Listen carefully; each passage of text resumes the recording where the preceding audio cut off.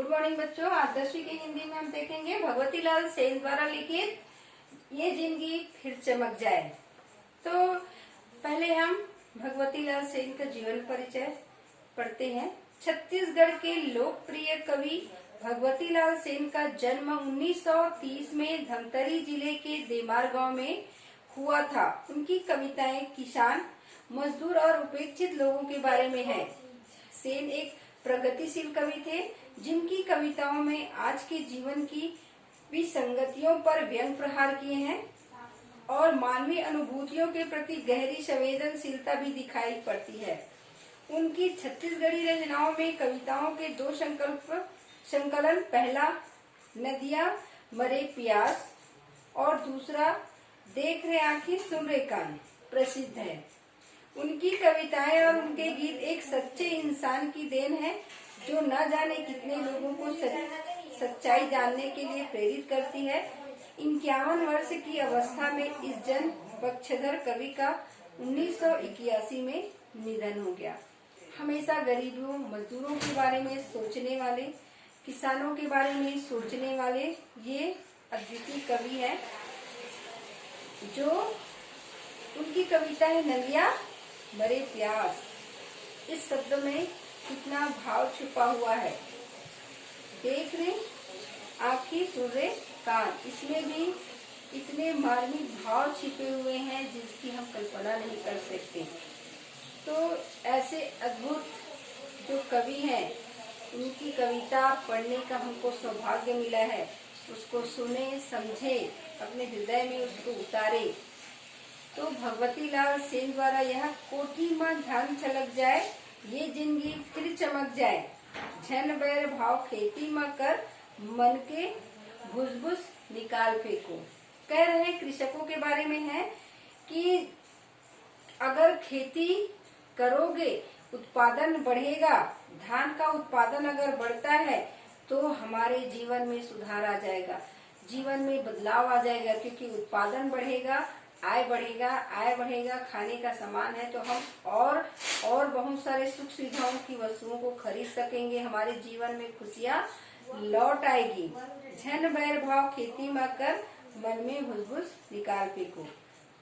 तो कोठी में धान छलकने का अर्थ ही है, पहले जमाने में लोग जो है अपने उत्पादन को पहले घर में लाते थे, पूजा करते थे और उसके बाद कोठी में भर के रखते थे।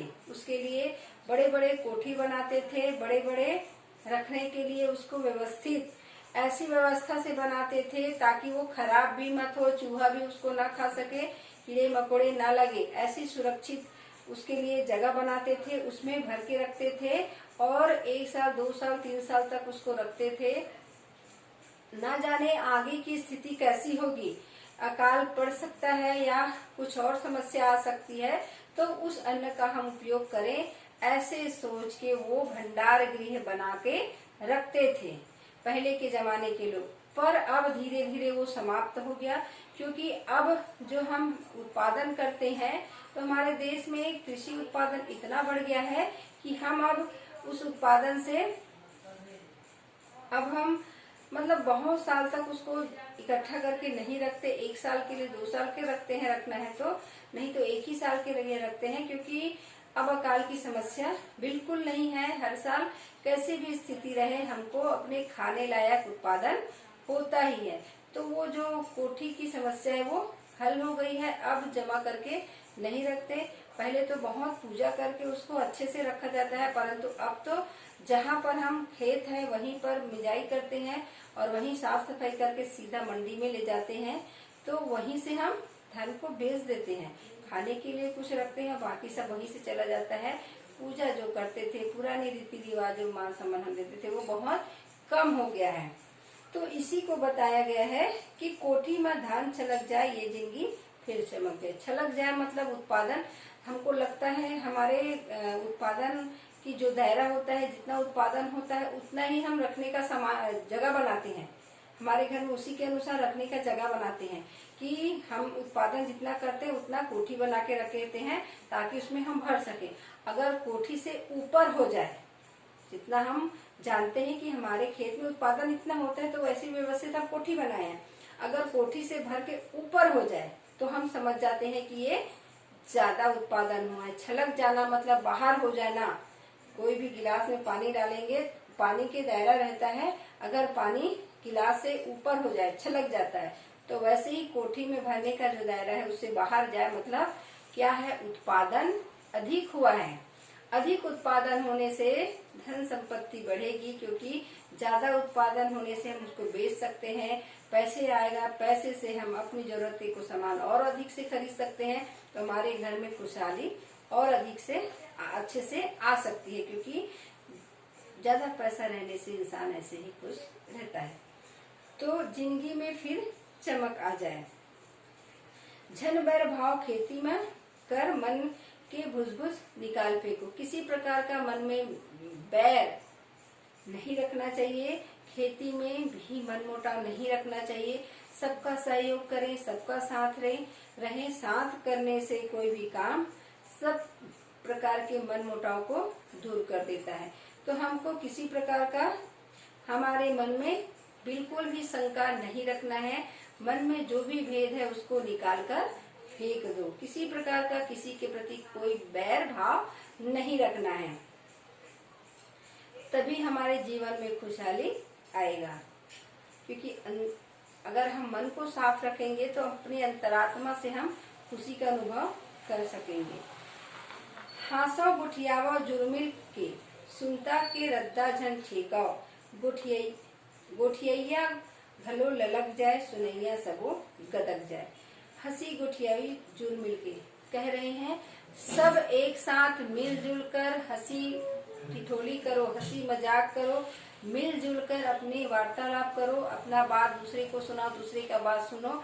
आपस में बैठ के बातचीत करने से हमारे जो अंतर्मन की जो मैल है वो दूर होता है। सुनता के रद्दा झंझे को, जो हम सुनता से सलाह से रहते, क्योंकि मनुष्य एक सामाजिक प्राणी है, समाज में रहना उसको अच्छा लगता है, क्योंकि समाज के बगैर मनुष्य को कोई अस्तित्व नहीं है। क्योंकि मनुष्य और जानवर में यही अंतर है।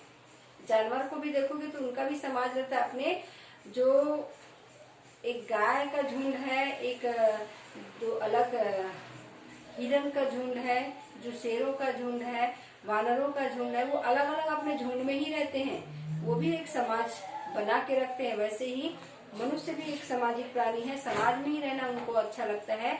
समाज में भी कुछ दायरे बनाए गए हैं, उस नियम को मानते हुए वो समाज में रहना, क्योंकि समाज में एक दूसरे का हेल्प करते हैं, सहायता करते हैं, और मिलजुल कर रहने से अपनी समस्या बताते हैं, उनकी समस्या सुनते हैं, और सभी की समस्या को हल करते हुए वो आगे बढ़ते हैं।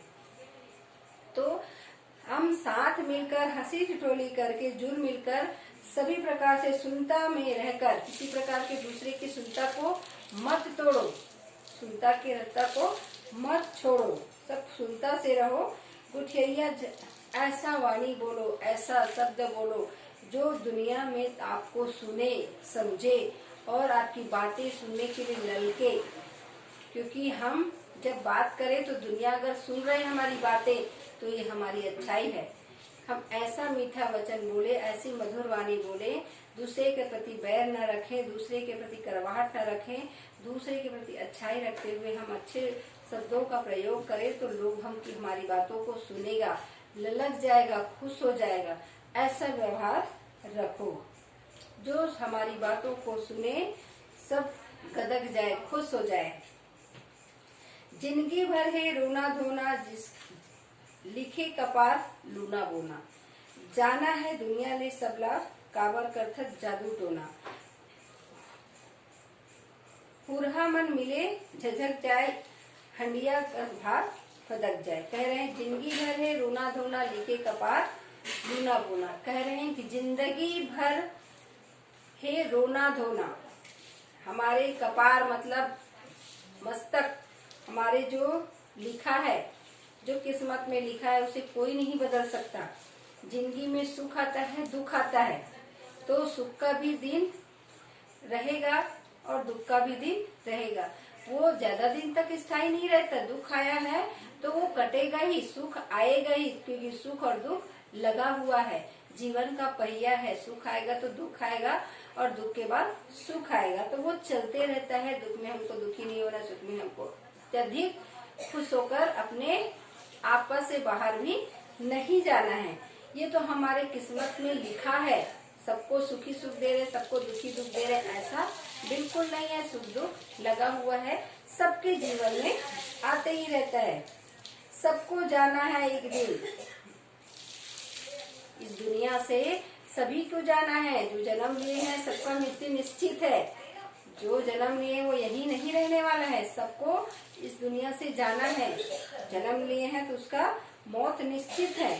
परंतु बेमतलब का जो जादू टोना करते हैं, जादू टोना जो करते हैं, दूसरे को दुख देते हैं, तकलीफ देते हैं, किसी किसी को बहुत ज्यादा जादू टोना में तकलीफ देते हैं, वो क्यों करते हैं? फालतू का बैर क्यों रखते हैं? क्योंकि यहाँ तो किसी को रहना नहीं है, सबका मौत निश्चित है। तो आप उसको इतना तकलीफ क्यों देते हो? आप इतने बड़े क्यों बनते हो? जादू टोना क्यों करते हो? बैरता क्यों दिखाते हो? पूरा मन मिले